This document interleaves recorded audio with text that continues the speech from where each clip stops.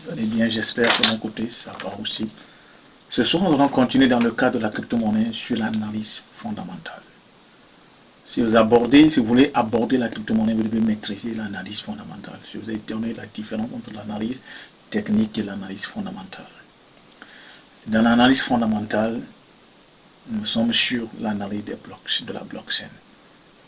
Et sur l'analyse de la blockchain, nous allons parler déjà des transactions, le nombre de transactions que contient cette crypto-monnaie. Aujourd'hui, nous allons parler des frais de transaction. Et si ça leur permet de comprendre si la monnaie aura de la valeur ou pas. Quand une monnaie a des frais de transaction élevés, cette monnaie monte très rapidement. Vous allez voir la plupart des crypto-monnaies sur plusieurs échangeurs. Il y a par exemple sur le PancakeSwap, les frais de transaction sont très faibles. Mais sur Ethereum par exemple, les frais de transaction sont élevés. Mais vous allez voir la plupart des crypto-monnaies qui prennent de la valeur très rapidement, ce sont les crypto-monnaies qui sont listées sur Ethereum. Et donc ça fait que souvent, ce sont ceux qui traitent beaucoup sur le PancakeSwap, ça veut dire le BNB, ce sont ou bien sur les USDT, ce sont des investisseurs qui viennent de rentrer dedans. Mais ceux qui comprennent, ceux qui maîtrisent le système de la crypto-monnaie, le système des transactions, savent que quand les transactions sont élevées, la monnaie prend de la valeur rapidement. À consulter exactement, consulter ce qui se passe dans la crypto-monnaie. Vous allez voir quand une monnaie est listée sur Ethereum, elle prend de la valeur rapidement. Elle prend de la valeur rapidement. Si vous allez au cours de cette année 2023, la plupart, 80% des pièces qui ont pris de la valeur sont listées sur Ethereum. Parce que les frais sont élevés.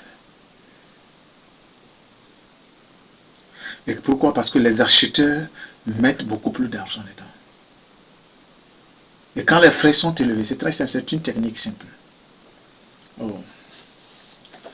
Vous savez, les crypto-monnaies sont simples. Je vous ai dit que les crypto-monnaies, c'est vous. Nous faisons les crypto-monnaies, en réalité. C'est comme tu es actionnaire dans une entreprise et que tu ne veux pas participer à la bonne marche de l'entreprise. L'entreprise va rester à ce niveau. Donc, il faut toujours faire un pas de plus pour pouvoir aider l'entreprise à avancer. Donc, aller payer des frais élevés au niveau des transactions, c'est donner un coup de pouce à l'entreprise. Et quand l'entreprise est sérieuse, elle va faire fructifier l'entreprise. Quand l'équipe de gestion de l'entreprise est sérieuse, il pourra rapidement faire avancer l'entreprise, pousser l'entreprise au haut niveau. C'est ce qui se passe sur les échangeurs. Donc, si vous voulez échanger vos monnaies, vos crypto-monnaies sur le PancakeSwap, où les transactions sont faibles, peut-être $1, plus $2, $3, pas plus. Mais sur Ethereum, les transactions sont à $11. Mais quand vous achetez ça, ça marche. Vous n'avez pas de problème. Et ce qui est bien sur Ethereum, ce sont ceux qui veulent vraiment, c'est les investisseurs sérieux qui se lancent sur Ethereum. Parce que si tu vas acheter une pièce à $1 million, c'est $11 que tu vas utiliser, que tu vas vendre, que tu vas acheter. Mais si tu vas acheter par exemple une pièce à $20, c'est combien? Tu vas payer $11 pour les frais. Ici, ça va te laisser seulement que $9. Et donc, tu verras que tu n'as pas assez de liquidité. Et tu es obligé de venir au niveau dans le PancakeSwap. Et quand tu vas dans le PancakeSwap, tu peux swapper tes pièces comme tu veux. Mais la chance que PancakeSwap puisse lister la pièce que tu as achetée est très faible. C'est très important cette histoire. Et si vous ne comprenez pas ça, vous allez dire non, les crypto-monnaies ça ne marche pas, ça marche. c'est que nous n'appuyons pas sur les bons boutons. Donc, mais c'est normal, je comprends que c'est normal qu'aujourd'hui, en tant que débutant, on n'a pas, par exemple, suffisamment d'argent pour pouvoir, on n'a pas suffisamment 500 dollars, 1000 dollars, 2000 dollars pour investir sur ces crypto-monnaies-là. Ou bien pour s'aventurer beaucoup régulièrement, ou bien aisément sur Ethereum. Mais je vous dis, gardez en tête, si vous voulez évoluer très vite, si vous voulez voir une pièce qui évolue vite, c'est cette pièce-là dont les transactions sont élevées. Vous allez voir par exemple au niveau des transactions, on vous dit ok, cette pièce, les retraits sont limités. Cette monnaie aussi a de l'avenir. On vous dit que les retraits sont limités. Ce n'est pas une monnaie où tu viens, tu achètes et aujourd'hui tu veux, tu vends tout. Non, non, non, ça ne marche pas. On te dit ok, tu es autorisé à vendre que 50% de tes actifs. Donc c'est une entreprise qui est sérieuse.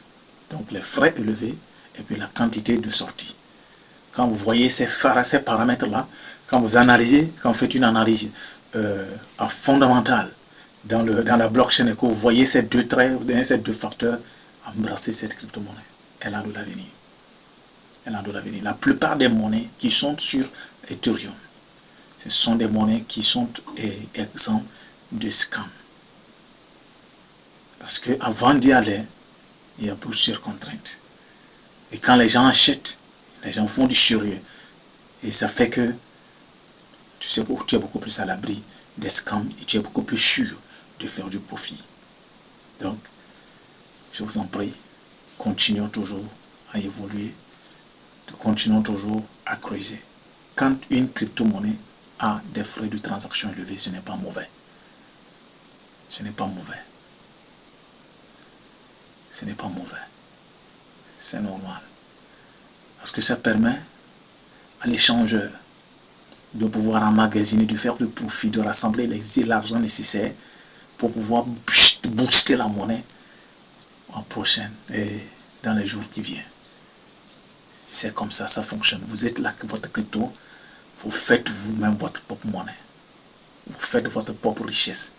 Mais ce qui est bien au niveau de la crypto-monnaie, c'est pas comme la Lonato, où vous allez jouer sur des numéros, et peut-être 5 millions de personnes peuvent jouer 500, et après tout, ça fait combien? Ça fait 500 000, ça fait 25 millions de, 25, disons 2 milliards 500 millions, et on n'utilise peut-être que 2 millions pour partager, ou bien 50 millions pour partager aux gagnants, soi-disant aux gagnants. Mais quand c'est comme ça, la crypto-monnaie, c'est pas comme ça. Les monnaies, comment ça s'appelle, les profits sont reversés, sont distribués. C'est ça la vérité, c'est le terme. D'accord? D'ici là, prenez bien soin de vous. Je vous aime bien, c'est votre ami Daniel.